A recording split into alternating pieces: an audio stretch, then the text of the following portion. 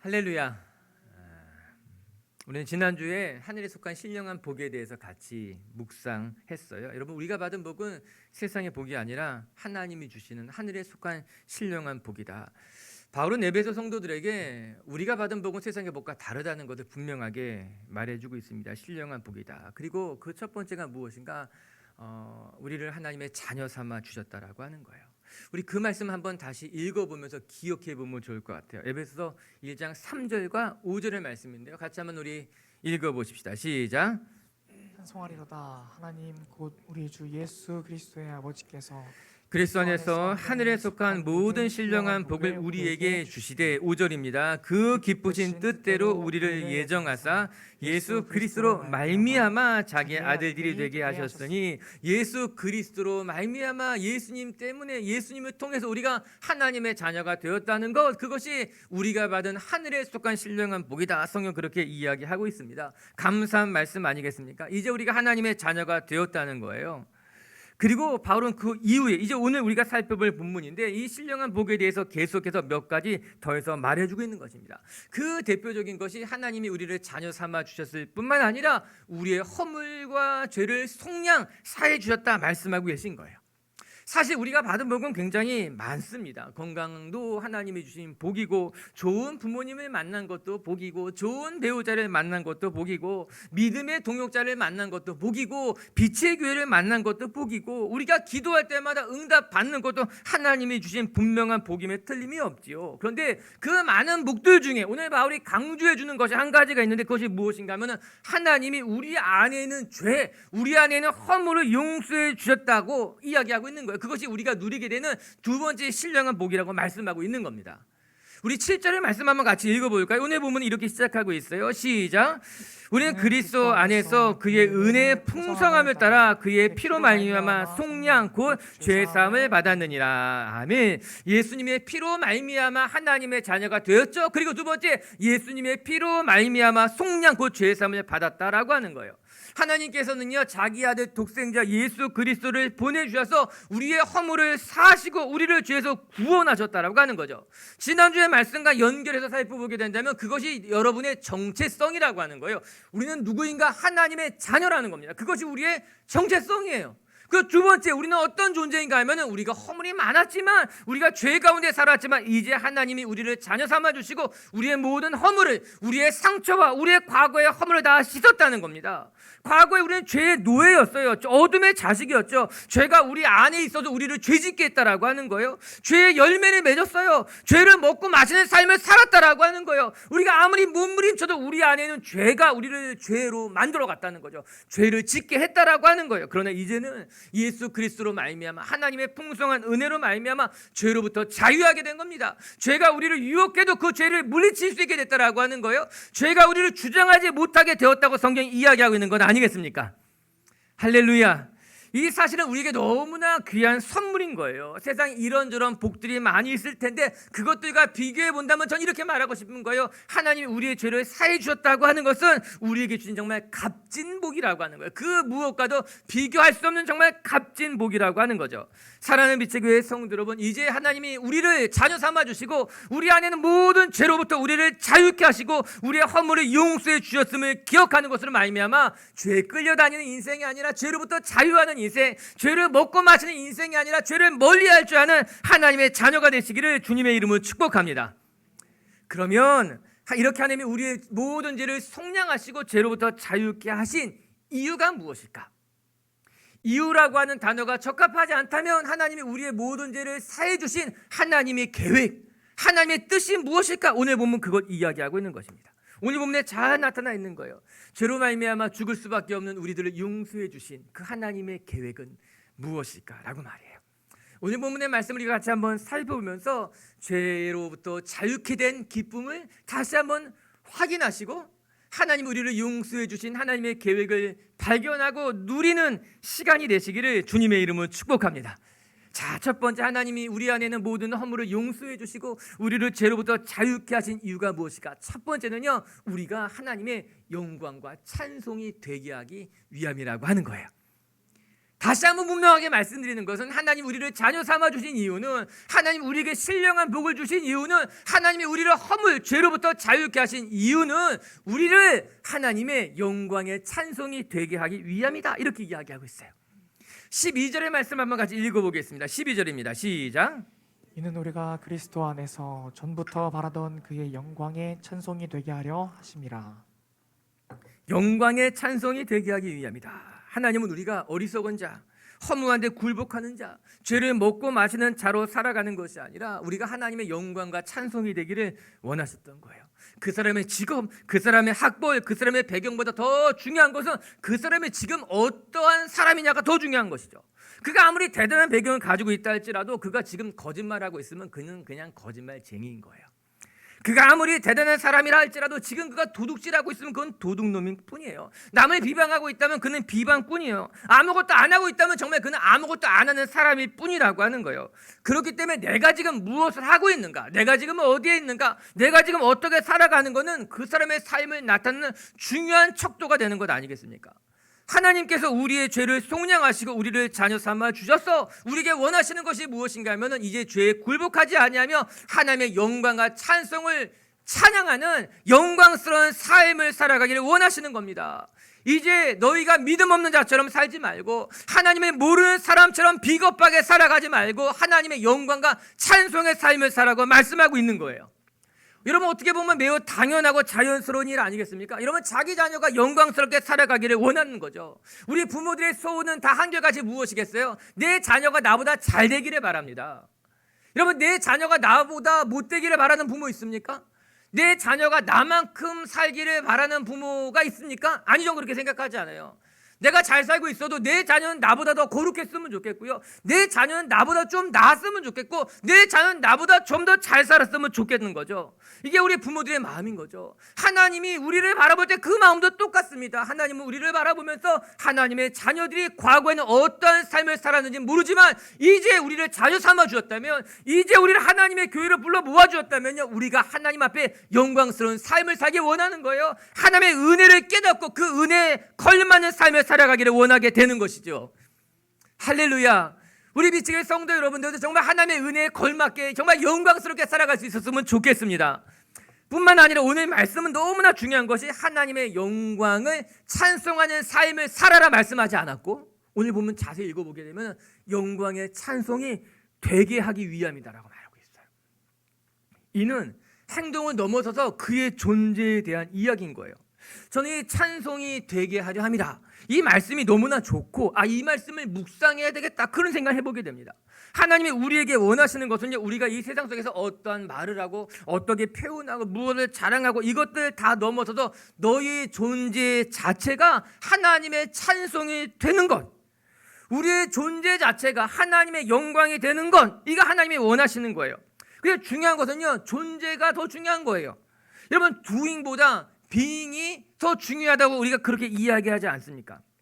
어떠한 행동을 하는가 보다 그가 어떠한 존재가 되는가가 더 중요한 거예요. 왜냐하면 존재가 행동보다 우선시되기 때문인 거예요.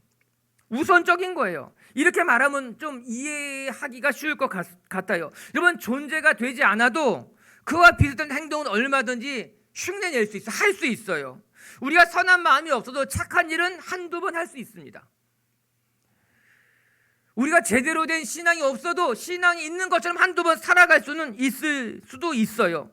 하지만 선한 마음이 없다면 지속적으로 선한 행동을 하기는 불가능할 것입니다.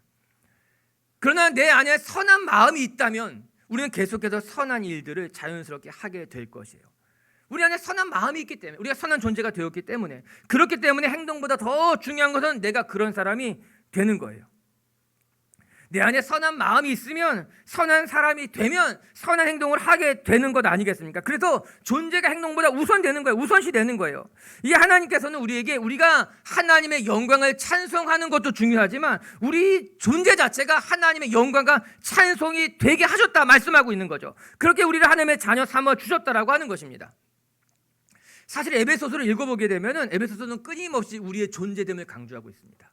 우리가 지난주에 살펴본 것까지 자녀 삼아 주셨다는 말씀도 이제 우리가 자녀가 되었다는 존재에 대한 이야기인 거예요. 우리의 죄를 사해 주었다고 하는 것도 우리의 존재에 대한 이야기예요. 이제 우리가 죄인이 아니라 용서받은 하나님의 사람이 되었다는 거죠. 저는 죄 속에 머물고 죄를 먹고 마셨지만 이제 죄를 용서했다라고 하는 거예요. 너희 안에 죄가 남아있지 않다라고 하는 거죠. 예수님의 죄값을 치르고 속량하신 거예요. 동일하게 오늘 우리가 살펴보는 이 말씀 역시도 이제 우리가 하나님의 영광과 찬송이 되게 했다 이렇게 말하고 있는 건 아닙니까? 이게 바로 에베소서 끊임없이 우리의 존재됨, 너의 정체성이 누구냐를 말해주고 있는 겁니다. 여러분 한 가지 더 살펴볼 수 있어요. 여러분 11절의 말씀 이렇게 이야기합니다. 우리 11절 한번 같이 읽어볼까요? 11절 말씀 시작. 모든 일을 그의 뜻의 결정대로 일하시는 이의 계획을 따라 우리가 예정을 입어 그 안에서 기업이 되었으니. 우리가 하나님의 기업이 되었다라고 하는 거예요. 하나님 우리에게 기업을 물려주신 것이 아니라 우리가 하나님의 기업, 하나님의 유산, 하나님의 헤리티지가 되었다는 그 말씀 아닙니까? 돈, 사업체, 땅 이런 것들 하나님이 우리에게 물려주신 것이 아니라고 하는 거예요. 우리 자체가 하나님의 기업인 거예요. 우리 자체가 하나님의 유산이 되었다고 말씀하고 있는 거죠. 하나님은 아주 오래전부터 우리 한 사람 한 사람을 하나님의 나라요, 하나님의 기업으로 삼기를 원하시고 계획하신 거예요. 우리 존재 자체가 하나님의 계획, 하나님의 기업이라고 하는 거죠. 사랑하는 빛의 교회 성도 여러분, 여러분 한 사람 한 사람이 하나님의 기업, 하나님의 유산, 하나님의 자랑, 하나님의 나라를 물려받았다는 것을 기억하는 것으로 말미암아 여러분이 하나님의 영광과 찬송의 삶이 되길, 영광과 찬송이 되었다는 것을 기억하는 분들에게 주님의 이름을 축복합니다. 여러분 고린도후서 말씀한 절 같이 읽어보고 싶은데요. 고린도후서 3장 3절에 우리를 어떻게 이야기하고 있는가 큰 목소리 한번 읽어볼게요. 시작. 너희는 우리로 말미암아 나타난 그리스도의 편지니 이는 목으로 쓴 것이 아니요 오직 살아계신 하나님의 영으로 쓴 것이며 또 돌판에 쓴 것이 아니요 오직 육의 마음판에 쓴 것이라. 여러분 우리 자체가 하나님의 편지라고 말하는 겁니다. 하나님이 편지를 써서 우리에게 전달시킨 것이 아니라 너희들 자체가 하나님의 편지, 하나님의 메시지라고 하는 거죠. 이 말씀이 너무나 감격스럽지 않습니까? 이 말씀이 너무나 감사하고 영광스럽지 않습니까? 여러분 나를 막 단장하고 꾸밀 필요가 없어요. 하나님이 말씀하시는 거예요. 너 그렇게 단장하고 꾸밀 필요가 없어. 너는 그냥 그 자체가 멋있는 사람이라고 하는 거예요. 너 그렇게 너를 뭐 꾸밀 그거 없어. 너 자체가 멋있어. 너 주눅들어 살 필요가 없어. 너 존재 자체가 괜찮은 사람이라고 하는 거예요. 그래서 성경이 우리에게 이야기하고 있는 거죠. 너에게 편지를 맡기는 것이 아니라 너가 편지야. 너가 가서 무슨 말을 하려고 하지 않고 너 존재 자체가 하나님을 드러내는 하나님의 영광과 찬송이라는 것을 기억해라고 말이에요. 오늘 말씀을 가만히 읽어보세요. 영광의 찬송이 되게 하려 하심이라. 하나님께서 우리에게 영광과 찬송을 해라 라고 명령하는 것이 아니라 너희는 영광과 찬송이 되었어. 예수 그리스도로 말미암아 영광과 찬송이 되게 하기 위해서 예수를 보내주었어 라고 말하는 거예요. 우리의 노력으로 하나님의 자녀가 될 수 있는 것이 아니에요. 우리가 하나님의 자녀가 된 것은 하나님의 은혜인 것과 같이 우리가 우리의 노력으로 하나님의 영광과 찬송을 드러내게 할 것이 아니라 우리 자체가 하나님의 영광과 찬송이 되었다는 말씀을 하고 있는 것입니다. 할렐루야. 우리 옆에 분하고 한번 같이 인사합시다. 여러분이 당신이 하나님의 영광과 찬송 그 자체입니다. 그렇게 한번 축복해 주세요.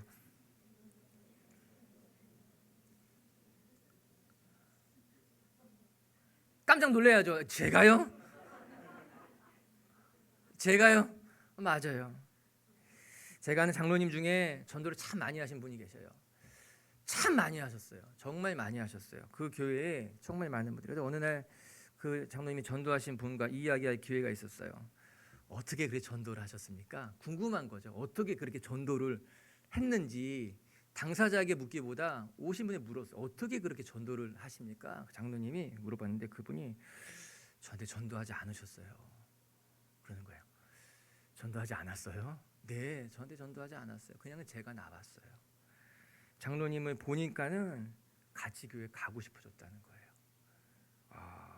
그분이 자기에게 대해주는 것을 보니까는, 그분이 저를 챙겨주는 것을 보니까요, 그분의 삶을 보니까요, 나도 교회 가고 싶다는 생각이 들어서 자기가 왔다라고 하는 거예요.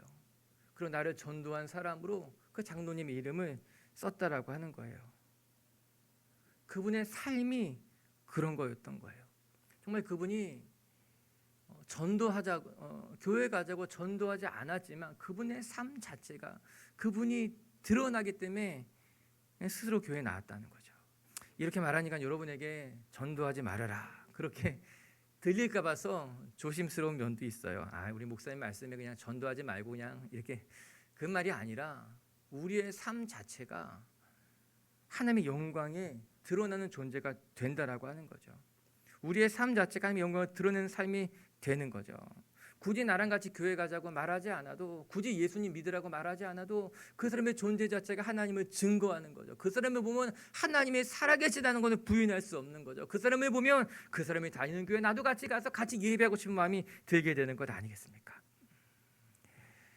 오늘 분명한 것은 하나님은 여러분이 자랑스럽고 하나님은 여러분을 하나님의 영광과 찬송이 되게 하셨고, 우리 빛의교회 성도들도 그것을 결코 잊지 말고 내가 하나님의 영광이고 내가 하나님의 찬송입니다. 그렇게 여러분의 삶도 그렇게 되시기를 주님의 이름으로 축복합니다. 두 번째, 하나님이 우리를 속량하시고 하나님이 우리의 자녀 삼아준 또 하나의 이유는 무엇인가 하면은 그것은 우리 안에 있는 무너진 질서를 회복하고 하나님의 목적을 향해 달려가도록 하나님이 우리 안에 있는 죄를 사해 주셨다라고 하는 거예요. 이게 사실 굉장히 흔히 말하는 거대 담론, 큰 이야기일 수도 있지만 사실 이 말씀을 잘 들여다보면 굉장히 큰 메시지, 은혜가 되는 말씀이에요. 우리 7절부터 10절까지의 말씀인데 한번 찬찬히 한번 같이 읽어보도록 하겠습니다. 7절부터 10절까지 다시 한번 읽어볼게요. 시작. 우리는 그리스도 안에서 그의 은혜의 풍성함을 따라 그의 피로 말미암아 속량 곧 죄사함을 받았느니라. 이는 그가 모든 지혜와 총명을 우리에게 넘치게 하사 그 뜻의 비밀을 우리에게 알리신 것이요 그의 기뻐하심을 따라 그리스도 안에서 때가 찬 경륜을 위하여 예정하신 것이니 하늘에 있는 것이나 땅에 있는 것이나 다 그리스도 안에서 통일되게 하려 하심이라. 굉장히 긴 문장이에요, 사실은. 그런데 그 긴 문장 속에서 중심 문구만 간추려낸다면 예수님의 피로 우리를 속량 죄를 사하여 주신 것은, 이는 10절로 내려오게 되면은 하늘에 있는 것이나 땅에 있는 것이 그리스도 안에서 통일되게 하기 위함이다 라는 두 개의 문장으로 요약할 수 있을 것입니다. 즉 하나님이 이 땅에 우리에게 예수 그리스도를 보내주신 것은 우리의 모든 죄를 속량하셔서 하늘에 있는 거나 땅에 있는 모든 것이 그리스도 안에서 통일되게 하기 위함이라고 하는 거예요. 이 통일이라는 단어가 사실은 조금 낯설게 느껴지고 우리가 잘 사용하지 않는 단어일 수도 있어서 이 통일되게 하려 함이다 라는 단어를 이해할 필요가 있습니다. 이 통일되게 하려 함이라 라는 이 말씀은 몇 개의 단어가 합쳐진 건데, 이 단어 어떤 뜻을 가지고 있는가 하면은 여러 가지 것들을 하나의 동일한 목적을 향해 모았다라고 하는 거예요. 이게 통일되었다라는 뜻이 갖고 있는 거예요. 하늘에 있는 것이나 땅에 있는 것이나 이 땅의 모든 것들을 하나의 동일한 목적을 향해서 모으는 것, 이게 통일됐다는 거죠. 어떤 데는 이거를 하나 되게 했다 이렇게 표현하기도 하고 있는 거죠. 아담의 죄로 말미암아 이 땅의 모든 피조 세계가 질서를 잃어버리게 되었습니다. 하늘에 있는 것이나 땅에 있는 모든 것이 창조의 목적을 잃어버리고 질서가 무너지게 된 것이죠. 이 참혹한 현실 속에서 하나님께서 예수 그리스도를 보내시는 것으로 말미암아 무너진 피조 세계의 모든 질서를 회복하고, 피조 세계가 이 땅의 모든 것들이 하나님이 천지 창조하셨을 때 목적을 향해 나아가도록 만들었다는 것이 이 세상의 모든 것을 통일되게 하려 함이라고 하는 거예요. 이것이 예수 그리스도를 보내주시고 우리의 허물을 사해 주신 목적, 이유, 계획이 되었다라고 하는 것입니다. 다시 말하게 되면 아담의 죄로 말미암아 이 땅의 모든 피조 세계가 질서가 무너지고 창조의 하나님의 법칙, 하나님의 계획이 무너졌지만 하나님께서는 이를 안타깝게 여겨서 예수 그리스도를 보내주신 것으로 말미암아 이 땅의 무너진 질서와 무너진 하나님의 계획을 회복하고 하나님의 목적을 향해 나아가게 만들었다라고 하는 겁니다. 여러분, 우리의 신앙이, 우리가 이 예수 그리스도의 구속 사역을 이해하는 데 있어서 나무를 보는 것도 중요하지만 큰 숲도 볼 줄 알아야만 하는 거예요. 나무만 볼 줄 아는 사람은 큰 숲을 바라보는 것을 놓치기가 쉽고, 숲만 바라보는 사람은 그 숲 안에 있는 한 그루 나무 하나하나가 얼마나 소중한지를 놓치기가 쉬운 겁니다. 하나님께서 그리스도 예수를 보내주신 것은 우리 개인, 인간, 우리 한 사람 한 사람의 죄를 용서하시고 우리를 하나님의 자녀 삼아주시는 것에 국한된 것이 아니라, 하나님이 지으신 이 모든 피조 세계, 모든 창조 세계를 구원하기 위한 계획이 하나님의 구원 사역의 큰 숲이라고 하는 거예요. 아담의 범죄로 말미암아 끼어진 이 피조 세계의 하나님의 목적과 계획을 하나님은 회복하기 위해서 하나님께서 예수 그리스도를 보내주신 거죠. 이것이 큰 숲을 바라보는 거예요. 그리고 그 숲 안에서 우리 한 사람 한 사람이 포함되어져 있죠. 그래서 나무를 본다면 하나님은 이 피조 세계를 구원할 뿐만 아니라 우리 한 사람 한 사람의 죄를 사하시고 한 사람 한 사람의 삶을 회복시키는 것까지가 하나님의 계획인 거죠. 이 사실을 우리의 삶에 적용시켜 본다면, 그리스도 예수를 우리에게 보내주셔서 우리의 죄를 사해 주신 거, 우리를 자녀 삼아 주신 것은 우리의 삶에 무너진 것을 회복하고, 또한 우리의 삶의 창조 목적이 있잖아요. 하나님이 여러분 한 사람 한 사람을 창조하셨을 때 하나님이 가지고 계신 그 창조 목적을 다시 회복시키셔서 하나님의 목적을 향해 달려가도록 우리를 부르시는 것이 하나님이 우리의 죄를 속량하신 이유, 하나님이 우리를 자녀 삼으신 이유라고 하는 거예요. 아멘? 잘 따라오셨어요? 어려운 말은 사실 아니에요. 어려운 것처럼 제가 흉내를 낸 것뿐이, 어려운 말은 우리가 이미 잘 알고 있는 이야기예요. 예수 그리스도로 말미암아 하나님 우리의 죄를 사해 주셨다라고 하는 거예요. 우리 안에 무너진 하나님의 계획이 회복되길 원하고, 우리 안에 무너진 하나님의 창조 원리가 우리 안에 회복되길 원한다라고 하는 거죠. 그런데 참으로 안타까운 것은 우리가 이 타락한 가치관 속에서, 이 세상 속에서 이 타락한 세상의 가치관을 쫓고 헛된 꿈을 쫓아가는 것이 안타까운 일이라고 하는 거죠. 하나님은 하나님께서 우리를 창조하셨을 때, 우리를 지으셨을 때 우리에게 부여하여 주신 하나님의 계획, 하나님의 꿈을 발견하고 그를 향해 달려가기를 원하시는 겁니다. 우리는 자칫 왜곡된 꿈을 갖기가 쉽습니다.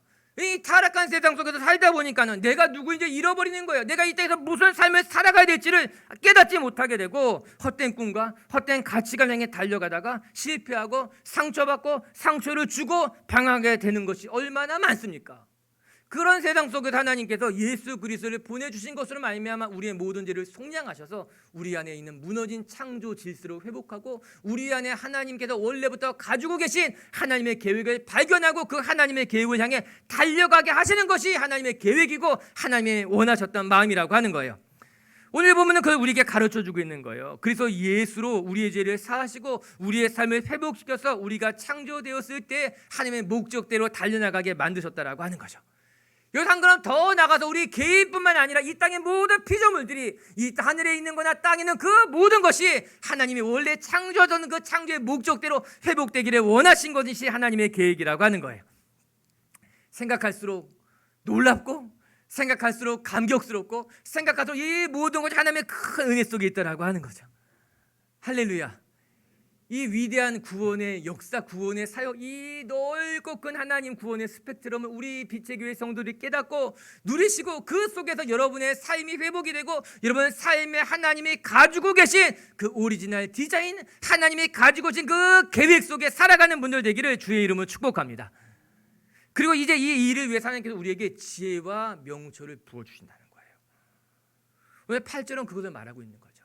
7절에 하나님이 우리를 속량해 주신 것은 10절에 우리를 이 땅의 모든 걸 통일되게 하기 위함이라는 거예요. 그걸 깨닫게 하기 위해서 8절과 9절에 뭐라고 나옵니까? 8절 9절 한번 제가 읽어드릴까요?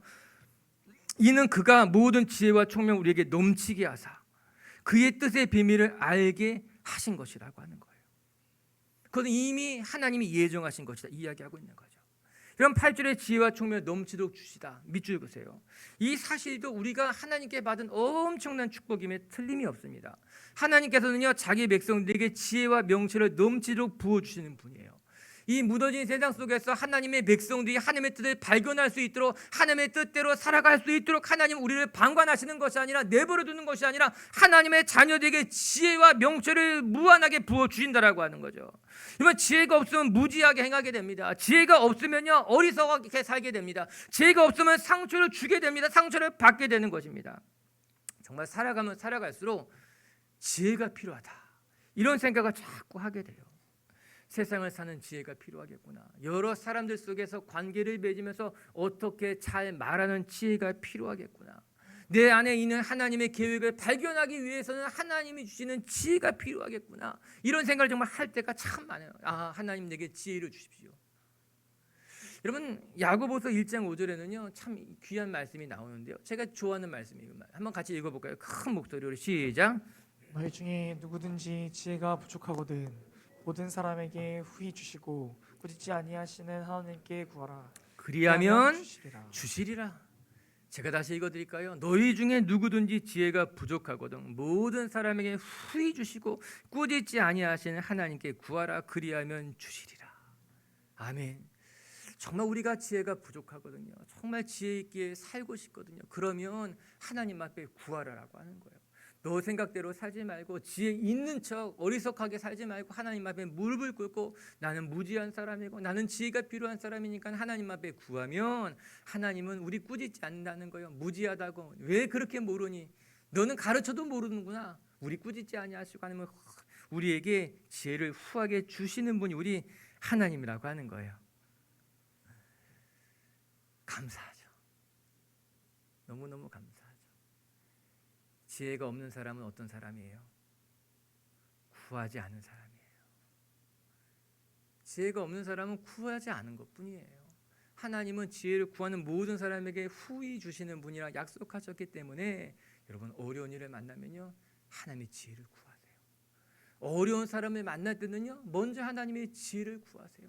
내 힘으로 감당하기 어려운 일을 만났을 때는요 하나님의 지혜를 구하세요. 그럼 하나님이 무엇을 말해야 될지 무엇을 말하지 않아야 할지 어떻게 말해야 될지 어떻게 대처해야 될지 하나님이 지혜를 주셔서 우리를 이끌어가게 하실 줄로 저는 믿습니다.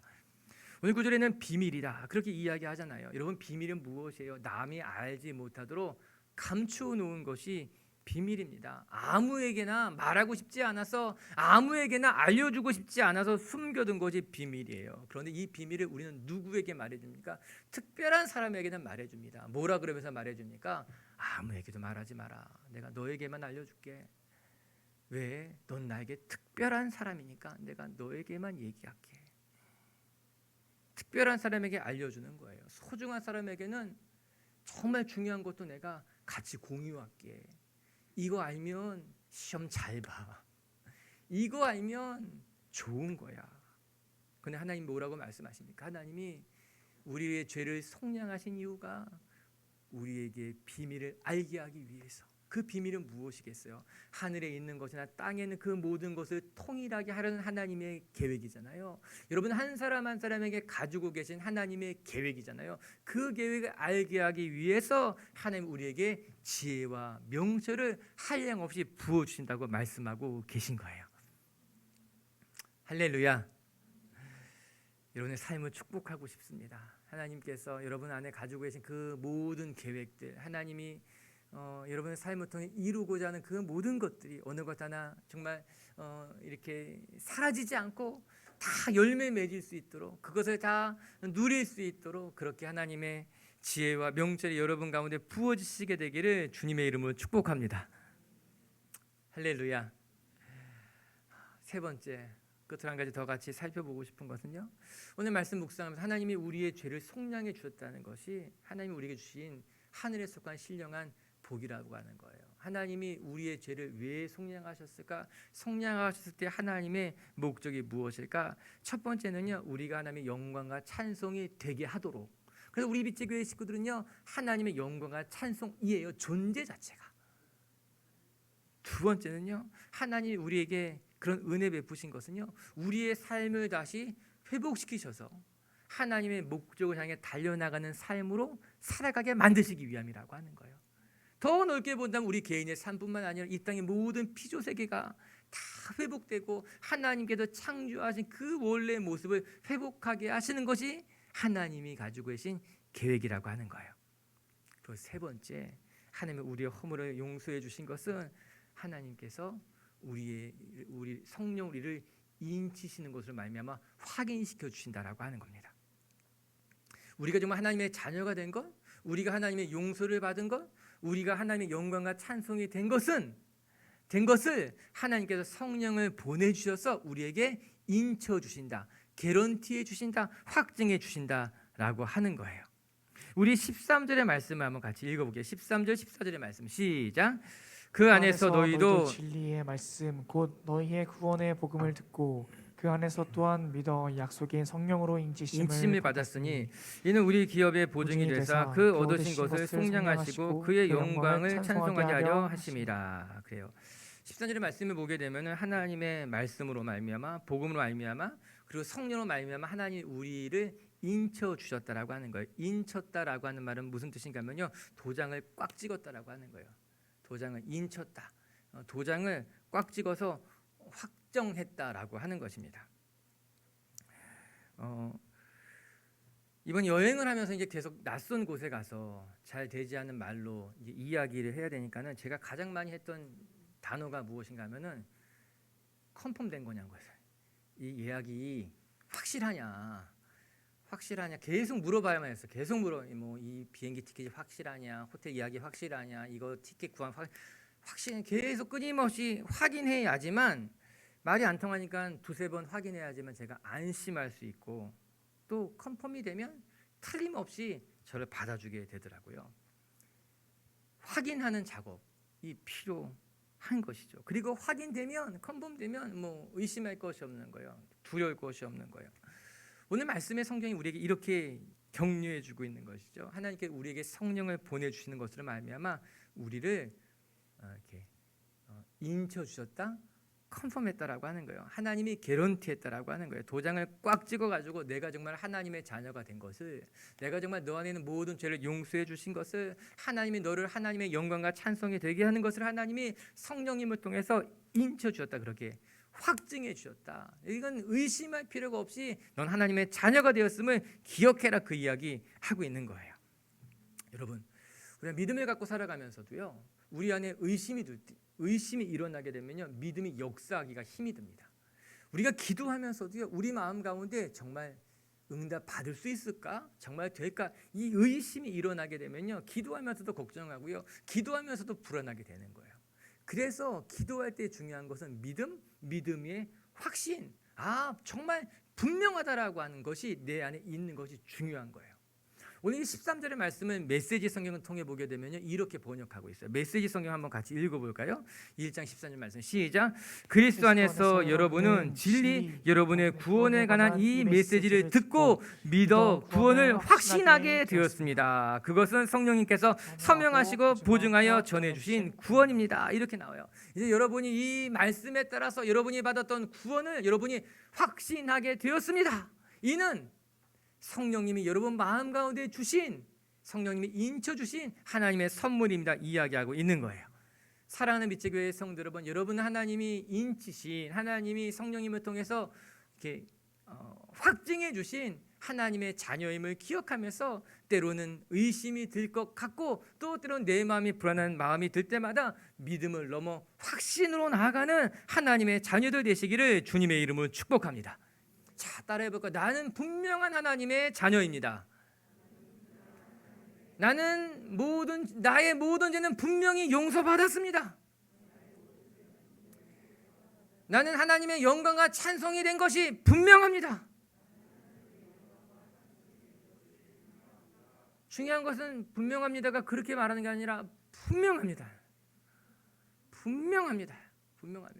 누가 와서 여러분을 유혹하고 여러분을 참수하고 아니라 이야기해도 우리는 이 말씀에 따라서 아니에요. 내 마음에 주신 것은 믿음이고 이것은 확신입니다. 하나님이 나를 자녀 삼아 주셨고 나의 모든 죄를 속량하셔서 나를 하나님의 영광과 찬송이 되게 하셨습니다. 고백할 수 있는 믿음, 확신, 성령의 인치심으로 믿음의 길 걸어가는 성도님들 되시기를 주의 이름으로 축복합니다.